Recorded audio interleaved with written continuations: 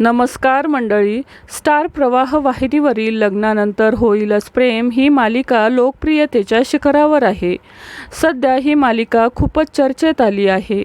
या मालिकेत शारदा म्हणजेच काव्याच्या आईला काव्याचं सत्य समजणार आहे. तर मंडळी, जाणून घेऊया काय आहे सविस्तर माहिती. शारदा म्हणजेच काव्याची आई काव्याला पुन्हा सासरी जा असं सांगायला तिच्या खोलीत येते. तेव्हा काव्या म्हणते की मी सासरी जाणार नाही. तेव्हा तिची आई शारदा म्हणते की नंदिनीने जसं सगळं एक्सेप्ट केलं तसं तुलाही करावं लागेल, त्यासाठी तुला सासरी जावंच लागेल. तेव्हा काव्या म्हणते की मी सासरी जाणार नाही.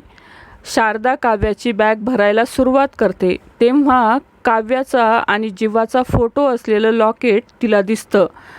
तेव्हा ते लॉकेट बघून शारदाला खूपच धक्का बसतो. ती काव्याला म्हणते की याचा काय अर्थ आहे?